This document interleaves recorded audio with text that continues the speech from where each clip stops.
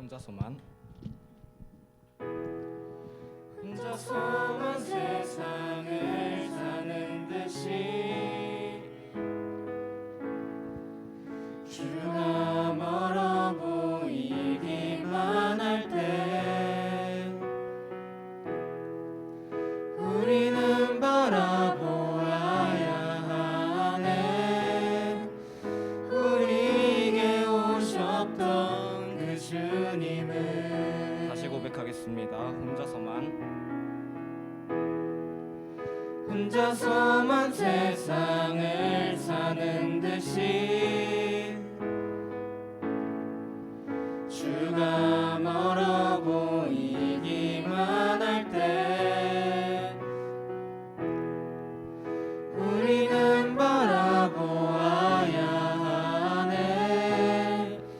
우리에게 오셨던 그 주님이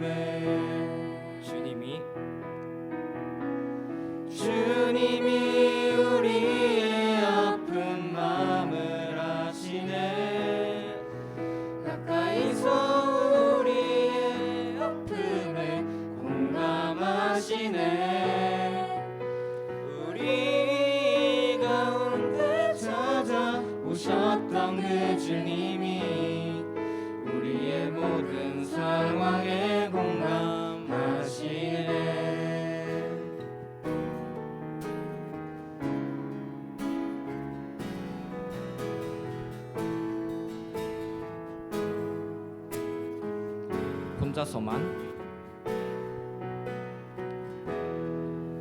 혼자서만 세상을 사는 듯이 주가 멀어 보이기만 할 때 우리는 바라보아야 하네. 우리에게 오셨던 그 주님을. 주님이 우리의 아픈 마음을 아시네. 가까이서 우리의 아픔에 공감하시네. 우리 가운데 찾아오셨던 그 주님이 우리의 모든 상황에 공감하시네. 주님이 우리의 아픈 마음을 아시네. 가까이서 우리의 아픔에 공감하시네. 우리 가운데 찾아오셨던 그 주님이 우리의 모든 상황에 공감하시네.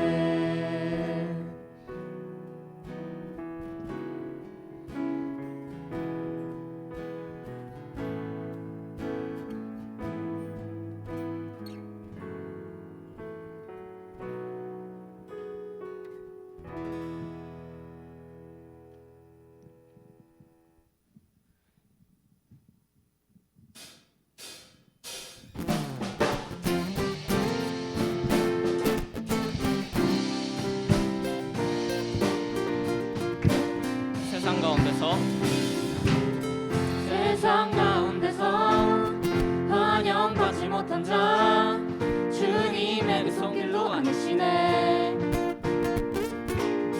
다른 이들에게 외면당하는 자 주님의 그 사랑이 찾으시네.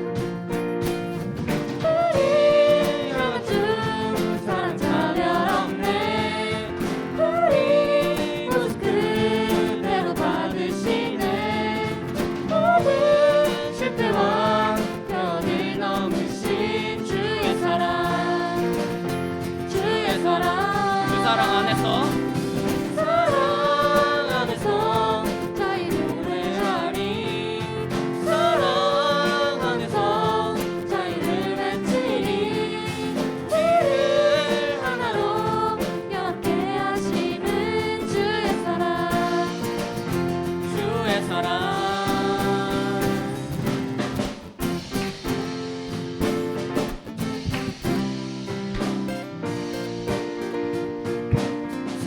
가운데서 세상 가운데서 환영받지 못한 자 주님의 그 손길로 앉히시네. 다른 이들에게 외면당하는 자 주님의 그 사랑이 찾으시네. 우릴 향한 주 사랑 차별 없네. 우리 모습 그대로 받으시네. 모든 실패와 벽을 넘으신 주의 사랑 그 사랑 안에서 저희 노래하리. 사랑 안에서 자유를 외치리. 우리를 하나로 연합케 하시는 주의 사랑 우리 향한 주 사랑 차별 없네. 우리 모두 그대로 받으시네. 모든 실패와 벽을 넘으신 주의 사랑 사랑 안에서 저희 노래하리. 사랑 안에서 자유를 외치리. 우리를 하나로 연합케 하시는 주의 사랑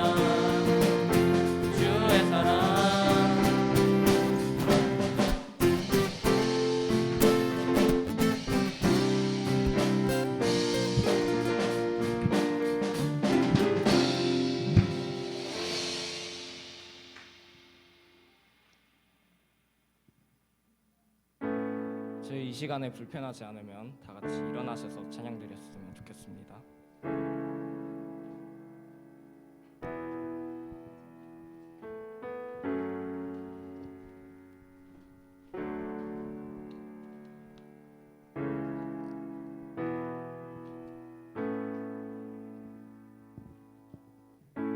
주 내게 복 주사 주 너를 지키시고 은혜 베푸시네. 그 얼굴 비추사 평안 주네.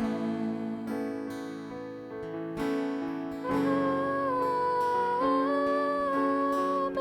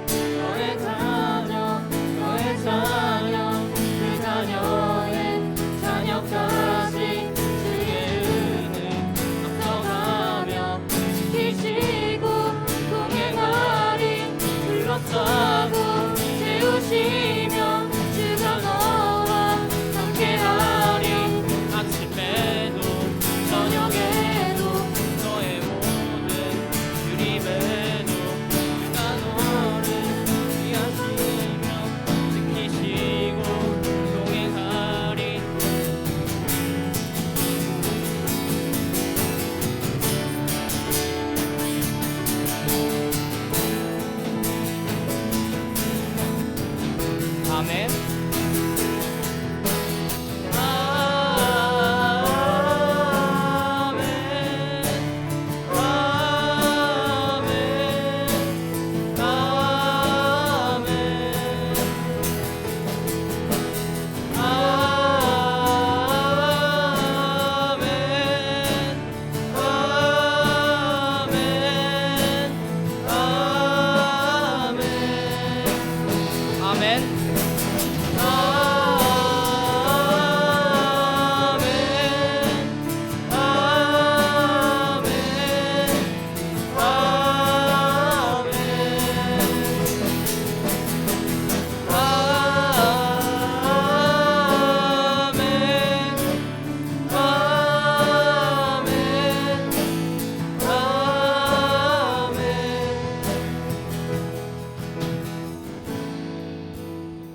저희 이 시간 다 같이 기도드리기 원합니다.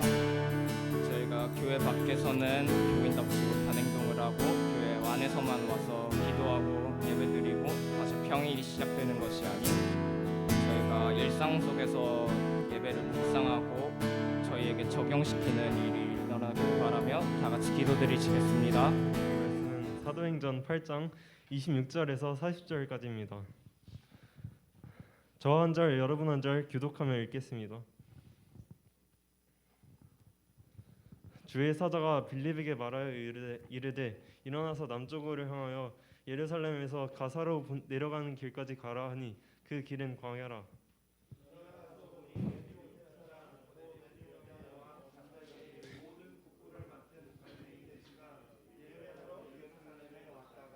돌아가는데 수레를 타고 선지자 이사야의 글을 읽더라.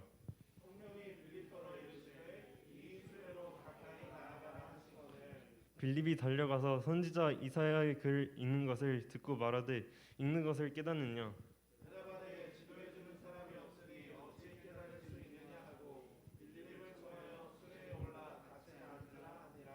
읽는 성경 구절은 이것이니 일러스되 그가 도살자에게로 가는 양과 같이 끌려갔고 털 깎는 자 앞에 있는 어린 양이 조용함과 같이 그의 입을 열지 아니하였도다.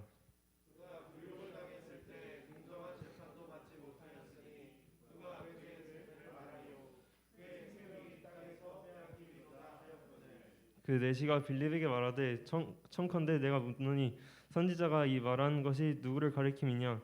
자기를 가리킴이냐 타인을 가리킴이냐?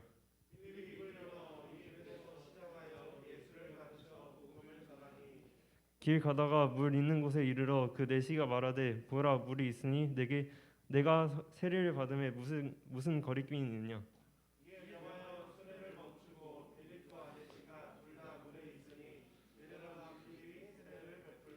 둘이 물에서 올라올새 주의 영이 빌립을 이끌어 간지라. 내시는 기쁘게 길을 가므로 그를 다시 보지 못하니라. 다 같이 읽겠습니다. 빌립이 야서에 들러가 여러 성을 지나 다니며 복음을 전하고 가이사라에 있느니라. 아멘. 전사님이 말씀 더 해주십시오.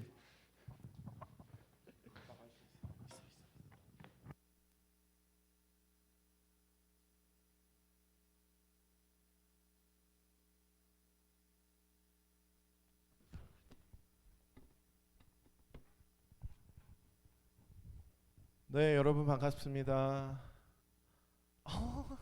어색해라, 그치? 네, 우리 옆 사람과 함께 인사하겠습니다. 잘 나왔어. 잘 나왔어. 아침 일찍 힘들 텐데 우리 함께 예배하기 위해서 모여주신 우리 친구들 환영하고 또 감사합니다. 오늘 말씀은 사도행전 8장 26절에서 40절의 말씀을 가지고 인생 최고의 만남이라는 제목으로 함께 말씀을 나누고자 합니다. 우리 친구들에게 있어서 인생 최고의 만남은 어떤 만남인가요? 우리 친구들에게 있어서 인생 최고의 만남을 가져다 준 사람은 누구인가요? 전사님은 두 사람이 있는데 첫 번째로는 프랑스에 계신 목사님이고 또 두 번째로는 이전에 사역했던 교회 목사님이신데 그 두 분 덕분에 지금 전도사님이 이 자리에 있다고 해도 과언이 아닐 정도로 전도사님에게 있어서 길을 정하는 데 있어서 참 참 최고의 만남이었다라고 할 수 있을 것 같습니다. 혹시 친구들에게 있어서는 지금까지 뭐 짧다면 짧고 길다면 긴 인생인데 우리 친구들도 그런 인생에 있어서 귀한 만남을 통해서 우리 친구들의 길의 방향을 조금 또 인생을 조금 바꿔놓은 만남이 혹시 있을까요? 친구 따라 강남 간다라는 말이 있습니다.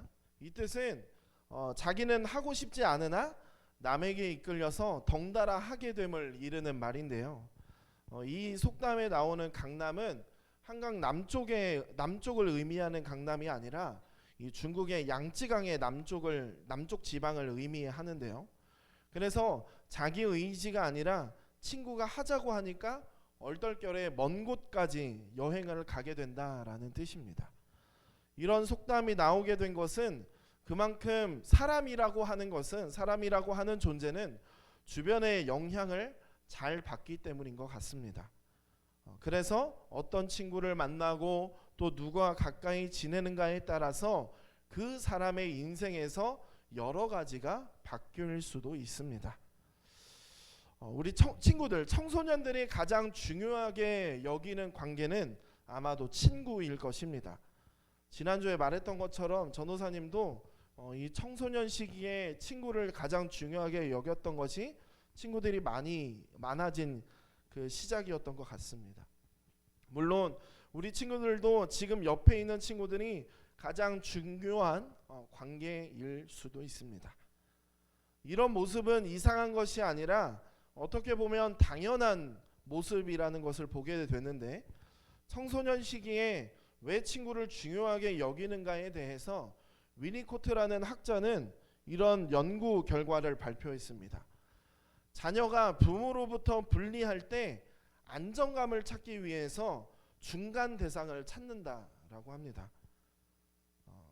그래서 아기 때는 담요나 인형 또 장난감 같은 것을 중간 대상으로 삼아서 부모와 떨어질 때의 두려움을 극복한다고 합니다. 물론 청소년기까지도 인형이나 장난감 등이 필요할 수 있지만 위니코트 박사는 청소년 때에 이 부모와 분리되는 불안감을 극복하기 위해서 이 찾는 중간 대상이 친구라고 말했습니다. 그래서 우리 이런 청소년 시기에는 친구를 중요하게 여긴다라는 것입니다.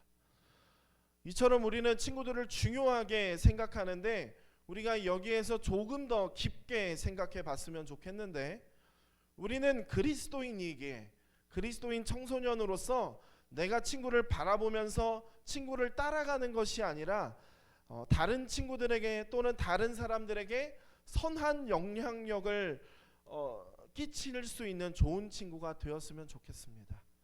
그래서 상대 친구가 우리 고등부 친구들을 만난 것이 인생 최고의 만남이 되기를 소망합니다. 그렇다면 우리가 어떻게 할 때 상대방이 나와 만나는 것이 인생 최고의 만남이 될 수 있을까? 물론 타인에게 친절을 베풀고 또 사랑을 나누는 것이 사람들에게 있어서 좋은 만남이 될 수도 있습니다. 하지만 오늘 함께 나누게 될 인생 최고의 만남은 우리를 통해서 예수님을 만나게 하는 것이 인생 최고의 만남입니다. 오늘 말씀은 인생 최고의 만남을 가진 한 사람을 소개하고 있습니다. 바로 에디오피아 내시입니다. 이 사람의 이름은 나오지 않지만 27절 말씀은 이 사람을 이렇게 소개하고 있습니다. 함께 읽어보겠습니다. 일어나 가서 보니 에디오피아 사람 곧 에디오피아 여왕 간다게의 모든 국고를 맡은 관리인 내시가 예배하러 예루살렘에 왔다가, 이 사람은 에디오피아와 여왕 그 간다게의 모든 국고를 맡은 높은 관직의 내시였습니다. 성경은 이 사람이 에디오피아에서 예루살렘까지 예배를 드리러 왔다가 다시 본국 에디오피아로 돌아가는 길이었다라고 말씀하고 있습니다. 에디오피아에서 예루살렘까지의 거리는 약 1500km라고 하는데요. 당시 거의 2달 정도를 이동해야 하는 거리였습니다. 이렇게 먼 거리를 이동해서 예루살렘 성전으로 이 성지 순례를 왔다 갈 정도로 하나님에 대한 관심과 열정이 컸던 사람이었음을 알 수 있습니다. 그러나 또 그는 완전하게 회심하지 않은 이방인으로서 예루살렘에서 많은 신앙적 고민을 가지고 돌아가는 길이었을 것입니다. 이런 신실한 이 에디오피아 내시가 수레를 타고 고국으로 돌아가는 길에 이사야서를 읽고 있었는데 마침 이사야서가 메시아를 예언하는 내용이었습니다. 사도행전 8장 32절에서 33절까지의 말씀을 함께 읽어보도록 하겠습니다. 읽는 성경 구절은 이것이니 일러스되 그가 도살장에게로 가는 양과 같이 끌려갔고 털 깎는 자 앞에 있는 어린 양이 조용함과 같이 그의 입을 열지 아니하였도다. 그가 굴욕을 당했을 때 공정한 재판도 받지 못하였으니 누가 그의 세대를 말하리요 그의 생명이 땅에서 빼앗김이로다 하였거늘. 메시아인데 양처럼 끌려가고 입을 열지 않고 굴욕을 당하고 공정하지 못한 재판을 받고 죽게 된다라는 것이 32절부터 33절까지의 내용입니다. 이런 말에 이 에디오피아 내시는 고난받는 메시아를 도대체 이해할 수 없었습니다. 31절의 말씀을 보게 되면 대답하되 지도해 주는 사람이 없으니 어찌 깨달을 수 있느냐 하고 빌립을 청하여 수레에 올라 같이 앉으라 하니라 라고 말합니다. 그는 너무나도 알고 싶었지만 누구도 에디오피아 내시에게 설명해 주는 사람이 없어서 이 사람은 계속된 궁금증을 갖고 고국으로 갈 수밖에 없었습니다. 그때 에디오피아 내시에게 빌립이 찾아오게 된 것입니다. 당시의 사람들은 보통 큰 소리로 글을 읽었기에 당시 에디오피아 내시 또한 이사야의 말씀을 큰 소리로 읽었을 것이고 지나치던 빌립은 그 말씀을 듣게 되었을 것입니다. 빌립은 사마리아에서 복음을 전하고 있었는데 빌립의 전도로 수많은 사마리아 사람이 예수님을 믿게 된 내용을 우리가 지난주에 나누었었는데 빌립은 여전히 사마리아에서 해야 할 일이 많았지만 그런 빌립에게 성령 하나님께서 찾아오셔서 예루살렘에서 가사로 향하는 그 광야길로 가라고 말씀하게 되어서 이 빌립은 광야길로 가게 되었고 지금 에디오피아 내시를 만나게 된 것입니다. 사마리아에서 광야길이 있는 곳까지의 거리는 약 70km 정도 된다고 하는데 누구를 만나는지 알지 못했지만 빌립은 하나님 말씀에 순종해서 그 길을 가게 됩니다. 그리고 그곳에서 에디오피아로 돌아가는 내시를 만나게 된 것입니다. 그리고 빌립은 내시가 궁금해하고 있는 이사야의 글을 해석해 주게 되는데 당시 에디오피아 내시는 이사야에서 말하는 메시아가 이사야 본인을 말하는 것인지 또 타인을 가리키는 것인지조차 모를 정도로 이 말씀에 대해서 무지했고 그만큼 또 말씀을 알고 싶어 했습니다. 사도행전 8장 34절의 말씀을 읽어보겠습니다. 34절 없나요? 죄송합니다. 제가 읽겠습니다. 그 내시가 빌립에게 말하되 청컨대 내가 묻노니 선지자가 이 말한 것이 누구를 가리킴이냐 자기를 가리킴이냐 타인을 가리킴이냐. 이에 빌립은 예수님이 구약에 예언된 메시아이심을 증거하게 됩니다. 그리고 빌립이 전한 복음을 듣고 이 에디오피아 내시는 너무나 궁금했던 성경의 참된 의미를 깨닫게 됩니다. 그리고 내시는 회개하고 세례를 받게 되고 빌립이 전해준 복음을 들고 자기 나라로 돌아가게 됩니다. 여기에서 또 우리가 놀라우신 하나님의 계획하심을 보게 되는 것은 당시에 성령님께서 빌립에게 가사로 가라라고 말씀하셨는데 이 가사라는 지역은 그 에디오피아로 넘어가는 광야의 시작점으로 그 마지막 물이 있는 곳이었는데요. 이곳에서 에디오피아 내시는 이 물에서 세례를 받게 됩니다. 이렇듯 하나님께서는 빌립을 통해서 세밀하게 복음을 전하시는 그 계획하심을 역사하심을 또한 보게 됩니다. 그리고 에디오피아는 지금도 이 에디오피아 정교회라는 것이 있는데 물론 이 정교회는 우리와 교리와는 조금은 다르지만 이 에디오피아 정교회는 초대교회로부터 직접적으로 이어져 내려온 역사를 가지고 있습니다. 그래서 아프리카의 대부분의 나라는 이슬람교인데 에티오피아의 2022년 그 기준으로 43.5%가 5%의 사람이 이 정교회 소속으로 예수님을 알고 있는 그런 나라입니다. 에티오피아 내시에게 빌립과의 만남은 인생 최고의 만남이었습니다. 왜냐하면 빌립을 통해 예수님을 만나 영생을 얻었고 이 만남으로 인해서 에티오피아에도 예수님의 복음이 전해졌기 때문입니다. 에티오피아 내시에게 빌립과의 만남은 인생 최고의 만남이었음을 우리가 알았는데 이제 더 나아가서 한 가지 생각해 볼 것은 복음을 전할 사도와 집사들도 이미 우리가 사도행전을 계속해서 나누었듯이 집사들도 정해졌고 사도들도 충분히 있었습니다. 그런데 왜 하필 하나님께서는 에티오피아 내시에게 빌립을 보냈을까라는 것입니다. 형식적인 답을 먼저 내려보자면 빌립은 에티오피아 내시에게 가장 복음을 잘 전할 수 있는 사람이었기 때문입니다. 빌립은 성령의 인도하심에 순종했던 믿음을 가지고 있었으며 이미 지금 내시를 만나기 전에 저번에도 이야기했듯이 이 사마리아 사람들은 이 유대인들에게 굉장히 부정적인 입장을 가지고 유대인들에게 있어서 사마리아 사람들은 굉장히 부정적인 입장을 가지고 있었는데 이 빌립은 이런 부정적인 시선으로 바라보고 있는 사마리아에서 사마리아인을 품으며 그들에게 복음을 전했던 사람이었기 때문입니다. 또 빌립이 하나님의 말씀과 복음을 철저하게 준비된 사람이기 때문이기도 하는데요.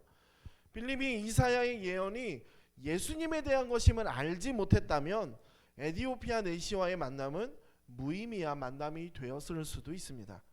하지만 빌립이 말씀과 복음으로 무장하고 있기에 내시에게 복음을 전달할 수 있었던 것입니다. 하나님께서는 우리가 누군가와 만나는 그 만남이 최고의 만남이 되기를 원하십니다.